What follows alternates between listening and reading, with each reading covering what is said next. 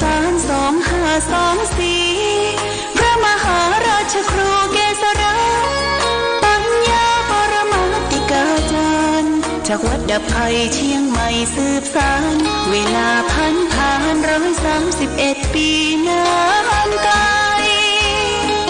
วัดพระบาทอุดมรุ่งเรืองงามตา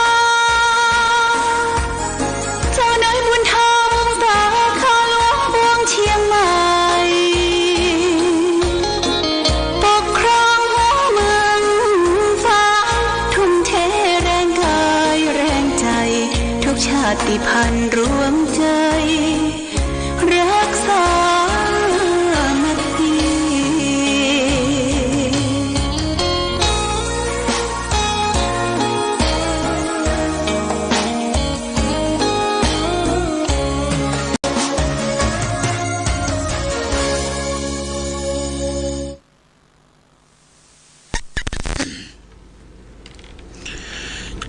เจริญสุขศรัทธาสาธุชนญาติโยมท่านพุทธบริษัททั้งหลายวันนี้รายการธรรมะประทีปส่องต่างก็ได้มาพบปะกับพ่อแม่พี่น้องศรัทธาสาธุชนญาติโยมแห่งครั้งหนึ่งวันนี้เป็นวันจันทร์ที่30เดือนธันวาคมพุทธศักราช2567ซึ่งตรงกับเดือนอ้ายใต้เดือน4เหนือขึ้น1ค่ำนะญาติโยมเดือน4เหนือออก1ค่ำวันนี้ปีมะโรงอยู่ก็อากาศท้องถิ่นวันนี้ก็หมอกเมยลงไปทั่วทำให้สภาพอากาศเย็นเน็บหนาวขึ้นมาอากาศเย็นเน็บหนาวนี่ก็ต้องระมัดระวังรักษาสุขภาพรู้สึกว่าวัดอย่างมันจะมาเยี่ยมมาเยียนเขาก็ดื่มน้ำร้อนน้ำร้อนธรรมดาหรือน้ำร้อนที่เป็นน้ำชาก็ได้จะเป็นน้ำมะนาวก็ได้ร้อนเพื่อขจัดโรคหวัดต่างๆมีขี้มูกอย่างต่างๆเกิดขึ้นนี่ก็ต้องรักษาสุขภาพตัวเองตัวเก่าของทุกท่านทุกคนเพื่อชะลอให้มันอยู่ได้เพื่อให้มีความเจ็บไข้ได้ป่วยนี่เป็นสิ่งสำคัญต้องดูแลร่างกายของตนเองวันนี้เป็นวันที่30ละญาติโยมนับถอยหลังกะแห่มวันเดียววันพรุ่งนี้ก็จะหมดปีหมดเดือนหมดวันที่31ก็จะเป็นวันสิ้นปีพุทธศักราช2567พศ2568ก็จะย่างเข้ามาวันนี้เวลาบ่าย2 โมงที่วัดพระพุทธบาทอุดมก็จะมีคณะสงฆ์ตำบลต่างๆมารับไฟพระฤกษ์แล้วก็น้ำมนต์นี่เป็นกระสายน้ำมนต์ขวดน้อยๆเพื่อจะได้เอามาผสมกับน้ำมนต์แต่ละขวดเป็นสิริมงคลเป็นน้ำมนต์ส่วนกลางเปิ้นส่งมาจากปุ้นมหาเถรสมาคมที่เปิ้นพุทธาภิเษกไว้นอกจากนั้นก็จะมีปฏิทินแจกไปแต่ละวัดปฏิทินของวัดพระพุทธอุดมปฏิทินของพุทธมณฑลเชียงใหม่ได้ละวัด2 แผ่นนี่จะได้แจกไป ญาติโยมเมื่อทุเจ้าประสงค์แต่ละตำบลเจ้าคณะตำบลเป็นตัวแทนมารับไฟพะเลิกแล้วก็จะได้เอาไปมอบเพื่อแก่เจ้าอาวาสหรือเจ้าวาดจะมารับที่วัดเจ้าคณะตำบลกลางคืนวันที่31ตั้งแต่10 โมงเป็นต้นไปก็จะมีการเจริญพระพุทธมนต์แต่ละวัดแต่ละอารามได้จัดเตรียมหนังสือหนังหาไว้สวดมนต์ข้ามปีถ้าบ่ได้เตรียมไว้ก็นะโมอะระหังสัมมาสัมพุทโธแล้วก็อิติปิโส108ก็ได้จมนะสวดอิติปิโส108พอสวดไปถึงใกล้จะหมดตีประมาณสัก5 นาทีเขาก็หยุดแล้วก็เจริญสมาธิภาวนาข้ามปีพอถึงเที่ยงคืนปุ๊บเนี่ยเปิ้นจะทำอานัตสัญญาณต่างๆว่าถึงเวลาขึ้นปีใหม่แล้วเนอะก็จะมีการจุดประทัดจุดบัตรทบยิงสะโปกจะชัยโยโห่ร้องทุเจ้าประสงค์ก็ชวดชัยมงคลคาถาเจริญชัยมงคลคาถาขึ้นปีใหม่นี่ก็เป็นระเบียบเป็นกฎเกณฑ์ที่เราจะได้รำร่วมกันแต่ว่านี่ก็มีการทำบุญได้ไปร่วมทำบุญที่วัดปางปอยเปิ้นทำบุญเฉลิมฉลองสร้างพระมหาเถระหรือว่าอริยสาวกอย่างพระสิมปลีพระมหากัจจายนะนี่ไว้ที่วัดบางปอยที่เปิ้นขยายที่วัดออกไปทางทิศหน้าวัดขึ้นไปแห่มเนินสูงน้อยได้ไปเจริญพุทธมนต์รับทายทานที่หั่นแล้วก็ฉันเพลที่วัดปางปอยฉันเพลแล้วก็ไปแวะบ้านแม่มีพินชัยโยภาสพร้อมด้วยศรัทธา2-3 ท่านแม่มีพินพโยภาสก็ถวายปัจจัย1,000 บาทว่าถวายปัจจัยขึ้นปีใหม่ให้หลวงพ่อให้อยู่ดีมีสุขมีโชคมีใจเป็นล่มโพร่มไทรของญาติโยมที่ฟังรายการหลวงพ่อรายการวิทยุแล้วก็มีญาติโยมมาร่วม2-3 ท่านก็โมทนาสาธุกับแม่มีพินชัยโยภาสแล้วก็ต้องญาติพี่น้องทุกท่านทุกคนบ้านปางปอยที่ได้ร่วมบุญร่วมกุศลถวายปัจจัยมาร่วมในงานแล้วนอกจากนั้นก็ทางวัดพระพุทธบาทอุดมโดยการนำของชมรมผู้ปฏิบัติธรรมประจำวันเสาร์แม่จงดีเชื่อกันทาก็ได้นำน้ำชากาแฟไปเลี้ยงเพราะว่าเลี้ยงม่วนเลี้ยงงานกำเรียกกับมดปึ๊ดมดปึ๊ดนี่มันเป็นกำเมืองนะมดเสียงมดละมดลึงมดปึ๊ดญาติโยมอันนี้ก็เป็นที่ดีใจแก่คนไปเลี้ยงและอาหารการกินเปิ้นก็นักเนอะพี่น้องบ้านปางปอยนี่เป็นโรงทานเป็นอาหารสำรับกับข้าวแต่ว่าก็ได้รับปีตานจากท่านประหลัดศรีนวลลูกจากแม่ปะแหนสันกำแพงมาเอาปีตานมาส่องหัวบะเล่นว่ามาถวายหลวงพ่อแล้วก็ถวายวัดปทุมวาดหนองบัวตัวเองนี่เป็นงานที่ผ่านมาตะวานี่ก็คืองานทำบุญเฉลิมฉลองอริยสาวกที่เปิ้นสร้างไว้เป็นที่กราบไหว้สักการะบูชาที่บ้านปางปอยวัดปางปอย วัดปางปอยนี่ก็เป็นชาติพันธุ์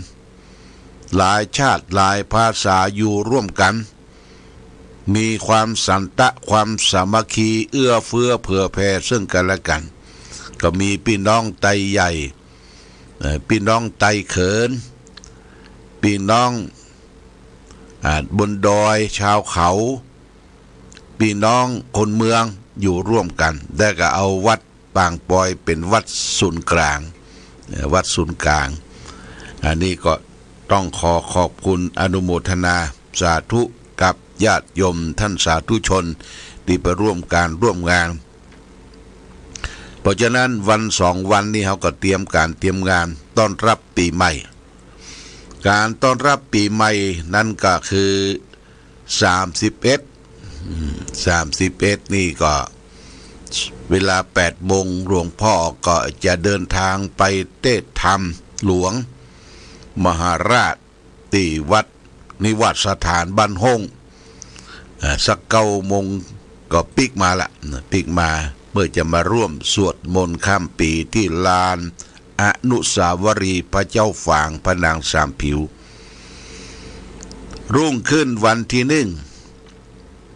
เชิญชวนญาติโยมทำบุญตักบาตรพระสงฆ์สามเณรจำนวน108 รูปที่ได้อาราธนามาจุมกันณที่วัดพระพุทธบาทอุดมชันจังหันเจ้านี่ก็คือข้าวต้มกาแฟน้ำชาเสร็จแล้วก็ออกรับบิณฑบาตโดยมีรถประชาสัมพันธ์ของพ่อหลวงสัมพัตติโนจะประชาสัมพันธ์อวยพรปีใหม่เปิ้นก็จะประชาสัมพันธ์ตั้งแต่วันที่31วันที่1นำหน้าขบวนรับบิณฑบาตญาติโยมจะใส่บาตรใส่ปัจจัยก็ใส่ได้ใส่ที่รถประชาสัมพันธ์พ่อหลวงสัมพัทธ์เปิ้นก็จะมีพระพุทธรูปองค์หนึ่งแล้วก็มีสลุงหรือมีหีบตั้งไว้หน้ารถแล้วก็ใส่คนละบาท2 บาท4 บาท5 บาท10 บาทเกินปัจจัยที่ได้มาก็จะนำพามาเป็นของรางวัลปั่นให้แก่เด็กเยาวชนนะญาติโยมนะวันที่11 มกราคมจะเป็นวันเด็กแห่งชาติวันเท่าที่11วันเด็กแห่งชาติและวันที่10นะเพิ่นก็จะเปิดงานฤดูหนาวก่อนนะเปิดงานฤดูหนาววันที่10เขาก็มาเอวงานฤดูหนาวเอวเมื่อวันมาดูเปิ้นออกร้านออกบูธเปิ้นขายสินค้าเด็กลูกหลานเยาวชนพอไปแอวที่งานฤดูหนาวติดกับเขตวัดนะติดกับเขตวัดแอวเตียวแอวพออ่อนแข้งอ่อนขาเขาก็จะออกมาละญาติโยมออกมาเวทีหน้าวัดเวทีเขาจัดไว้2 เวทีหน้าวัดนี่เป็นเวทีแสดงของลูกหลานเยาวชนพร้อมกับเทศบาลตำบลเวียงฝางพร้อมกับองค์การบริหารส่วนตำบลเวียงได้จัดเวทีขึ้นของรางวัลก็ได้มาจากบิณฑบาตนะญาติโยมนะ บิณฑบาตเอามาจัดเป็นบะหมี่เป็นนมเป็นหยังต่างๆและเวทีแห่งเวทีหนึ่งนะก็จัดในวัดนั่นเป็นเวทีธรรมะคือลูกหลานของเฮาได้ตอบปัญหาธรรมะแสดงวัฒนธรรมการฟ้อนการลำพอถึงเตี้ยงวันเฮาก็จะได้นี่ละญาติโยมเลี้ยงอาหารที่เลี้ยงเป็นประจำทุกปีคือขนมจีนขนมเส้นขนมจีนขนมเส้น200-300 กิโลบอกว่าหม้อใหญ่2 หม้อเป็นน้ำมัน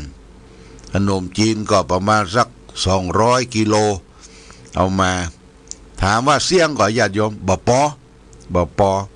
เพราะขนมจีนนี่เขากินแล้วนะเขาล่นนะ กินแล้วก็ล่นแล้วก็ปิกมาเอาแหมแต่ว่าบางทีก็ไปปะใส่กินบะเสี่ยงญาติโยมกินบะเสี่ยงเอาไปยัดไว้ตามช่องตามหิมกำแพงแต่อันนี้บดีเด้อบดีบอกลูกบอกหลานว่าเอาของวัดวอารามของตุลุงมาเลี้ยงแล้วเอาไปกินคือกินมดนะจะไปค่ำวัดค่ำวาแล้วก็ทำความสะอาดบริเวณสถานที่จัดงานวันเด็กเปิ้นจะมีถุงดำใหญ่นะญาติโยมกินแล้วทางจอนทิ้งได้ถ้วยทิ้งได้เป็นถ้วยพลาสติกทิ้งได้นะเฮาก็เอาทิ้งในถุงยางและลูกหลานที่ไร้เดียงสาที่กลัวปัดหลงกับพ่อกับแม่กับผู้ปกครองญาติโยมก็เขียนชื่อของเขาติดและชื่อพ่อชื่อแม่ติดแล้วก็เขียนเบอร์โทรศัพท์ใส่ถุงเสี้ยไว้เนอะมันมีเป็นประจำทุกปีนะละออนมันเหลิงมันปัดหมู่ปัดจุมแล้วก็ปัดพ่อปัดแม่ให้เอาแว่ว่าบ่อย่ามูจักไปทางใดเพราะอยู่ไกลลูกอยู่ไกลลงดอยลงป่ามานี่ก็ป้องกันไว้ญาติโยมนะป้องกันไว้นี่คือวันเด็กที่จะถึงวันเด็กจะสืบเนื่องมาจากวันขึ้นปีใหม่ดูเจ้ารับบิณฑบาตมาแล้วก็จัดการโดยเฉพาะอย่างยิ่งครูบาอาจารย์ที่สอนโรงเรียนวัดพระพุทธบาทอุดมเนี่ยก็ลงมาช่วยกันทุกตนทุกองนะมาช่วยกันจัดงานวันเด็กแห่งชาติปั่นความปั่นความสุขแก่ลูกหลานเยาวชนอันนี้ก็ฝากไว้วันนี้ก่อนจะฝากธรรมะจะได้เอาคำปณิธานของพระเจ้าตากสินมหาราชคำปณิธานนี้หลวงพ่อพิมพ์ไว้ที่หน้าปฏิทินปีใหม่2567นี่แหละ68ในญาติโยมมีรูปของพระนเรศวรมหาราชรูปของพระเจ้าตากสินและก็งู2ตัวงูปีนี้เป็นงูเล็กงู2ตัวงูพานำโชคแจกปฏิทินให้ญาติโยมท่านสาธุชนทั้งหลายคำปณิธานของพระเจ้าตากสินมหาราชเปิ้นจารึกไว้เป็นศิลาจารึกวัดอรุณราชวรารามนะวัดอรุณวัดแจ้งคำปณิธานว่าอันตัวพ่อชื่อว่าพญาตากทนทุกข์ยากกู้ชาติพระศาสนาถวายแผ่นดินให้เป็นพุทธบูชาแด่พระศาสดาสมณะพุทธโคดมให้ยืนยงคงท่วน 5,000 ปีสมณะพราหมณ์ทีให้ปฏิบัติให้เหมาะสมเจริญสมาธิวิปัสสนาพ่อชื่นชมถวายบังคมรอยพระบาทพระศาสดาคิดถึงพ่ออยู่คู่กับเจ้าชาติของเราคงอยู่คู่พระศาสนาพระพุทธศาสนาอยู่คู่องค์กษัตริย์พระศาสดาฝากไว้ให้คู่กันนี่ญาติโยมนะข้อสุดท้ายนี่ว่าพระศาสนาจะต้องอยู่คู่กับองค์กษัตริย์เราสังเกตว่าญาติโยมพระมหากษัตริย์ทุกพระองค์ตั้งแต่กรุงศรีอยุธยากรุงธนบุรีพระเจ้าตากสินมาถึงกรุงรัตนโกสินทร์ปัจจุบันตามกฎมนเทียนบานเปิ้นก็จะเขียนไว้ว่าพระมหากษัตริย์ต้องเป็นผู้อุปถัมภกยอยกพระพุทธศาสนาพระมหากษัตริย์ทุกองค์จะต้องบวช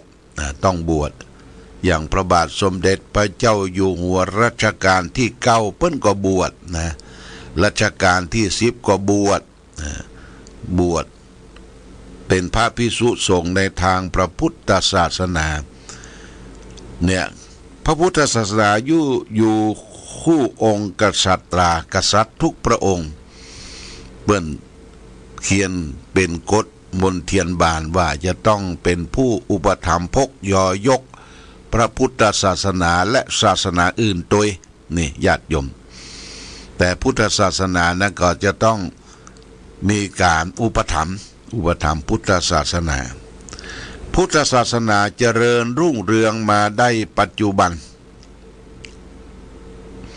มีองค์กรสำคัญในศาสนาพุทธหนึ่งองค์กรที่เรียกว่าองค์กรพุทธศาสนิกชนที่ยอมรับนับถือพระพุทธศาสนามีภิกษุมีสามเณรมีอุบาสกอุบาสิกานี่เป็นศาสนบุคคลนะวัดวาอารามเป็นว่าศาสนวัตถุที่สร้างวัดวาอารามก็จะต้องปดจะต้องแปลงจะต้องซ่อมแซมคือมันเป็นวัดที่มีความรื่นรม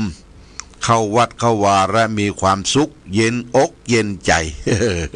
เย็นอกเย็นใจเนี่ยนี่เรียกว่าศาสนวัตถุ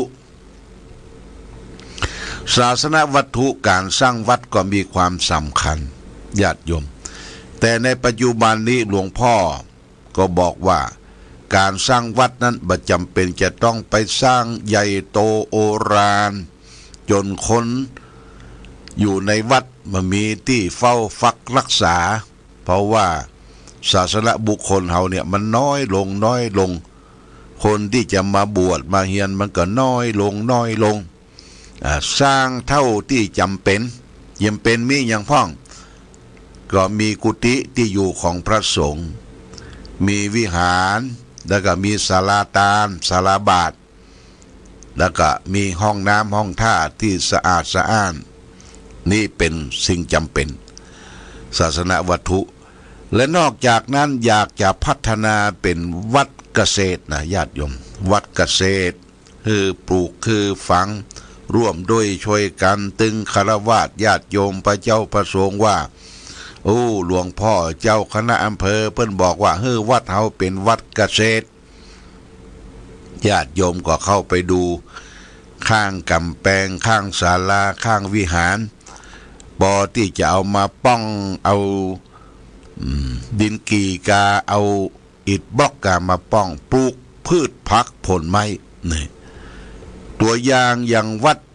บุพารามเชียงใหม่วัดบุพารามเชียงใหม่นี่วัดอดีตพระเดชพระคุณหลวงพ่อเจ้าคณะจังหวัดเชียงใหม่เจ้าพระยันท่านเจ้าคุณจังหวัดเชียงใหม่ท่านทำเป็นตัวอย่างญาติโยมนะเปิ้นจะมีวงเวียนอยู่หน้าวิหารวงเวียนเนี่ยนะวงเวียนเป็นจันแต่ในวงเวียนนั่นน่ะเป็นอย่างเจดีย์น่ะจัน1จัน2ถึงจัน5แต่ละวงเวียนนะเพื่อจะปลูกพืชผักลมรุกมีผักกาดผักจีหอมป้อมผักไม้ไส้เครืออันที่บริโภคได้เป็นยุคเป็นยาได้อันนี้เป็นวัดเป็นตัวอย่างหลวงพ่อเจ้าคณะจังหวัดเชียงใหม่องค์กรเปิ้นไปพบที่ไหนไปหาพืชผักผลไม้ที่ไหนเปิ้นจะถือโอกาสเอามาปลูกมาฝังเป็นตัวอย่างนี่อยากจะทำอย่างนั้นวัดเฮาบ่จำเป็นจะต้องไปเทคอนกรีตเทียมบดให้ญาติโยมนะวัดบางวัดเขาก็ทำเป็นตัวอย่างวัดสันทรายคลองน้อยนี่สันทรายคลองน้อยนี่ก็แปลงเด้อวันนั้นไปงานสืบชะตาเพิ่นก็แปลงไว้ข้างวิหารแล้วก็ช่วยกันพอปลูกพืชผักผลไม้ถ้ามันเหลือกินเหลือใช้ส่งมาที่โรงเรียนวัดพระบาทอุดมเปิ้นเลี้ยงพระเลี้ยงเนรเลี้ยงพระเลี้ยงเนรอาหารกลางวันตลอดญาติโยมวัดเสาหินก็เหมือนกันวัดเสาหินเนี่ยเคยปลูกกะหล่ำหน้าวัดปีนี้จะมีหัวเนอร์กะหล่ำหน้าวัดปลูกฝังไว้หลายที่ญาติโยมเป็นตัวอย่างของศรัทธาญาติโยมว่าวัดเกษตรวัดเกษตรในสมัยครั้งพุทธกาล พระบาทสมเด็จพระบรมศาสดาของเฮาก็ส่งเสริมเรื่องการเกษตรนะการเกษตรอันนี้ฝากไว้วันนี้ก่อนจากกันก็ฝากญาติโยมว่าเรื่องของความขยันคนที่มีความขยันอยู่ที่ไหนความสำเร็จความภาคเพียรเกิดขึ้นความสำเร็จความสมบูรณ์พูนสุขก็จะอยู่ที่นั่นนี่ฝากไว้เป็นหลักคิดเอาละวันนี้รายการธรรมะประทีปส่องต่างได้มาพบญาติโยมท่านสาธุชนทั้งหลายก็พอสมควรแก่กาลเวลาขอความผาสุขความมีธรรมยงบังเกิดมีแก่ศรัทธาสาธุชนญาติโยมทุกท่านโมทนานี่ตัวเนอะโมทนาเจ้าภาพสังคุณกนกพิษชัยนาสังกันเทศสัง 1,000 บาทแล้วก็สังทยทานสัง 1,000 บาทจองเทียนไว้10ชุด 3,000 บาทแม่อุ่นแม่ละพรวงเมธาสัง 1,000 บาทคุณวัฒนาพรกิติกูลเจ้าภาพดังโลตัสสัง 1,000 บาทคุณบุญรัตน์คุณสมศรีเรือนชัยสันทรายหลวงสังจองเทียนไว้3ชุดและก็ป้อใจแม่นวลทาเปงแม่ใจเหนือจองเตียนไว้8ชุดแล้วก็ถวายค่าไฟฟ้าสถานี200พ่อหมออินทร์แม่จงเดีย1ชุดแม่จงดีเชื่อกันทา1ชุด 1,000 บาทนายธนากรนางวัชยาเด็กหญิงพอใจเชื้อกันทา1ชุดสังแม่ศรีนวลสิทธิวังสัง1ชุด 1,000 บาทค่าไฟฟ้า200 บาทแม่นิพามูลเทียนม่อนปิน1ชุด 1,000 บาทแม่ปราณีมณีจรโทรศัพท์มาจองเตียน8ธงชาติและเพลง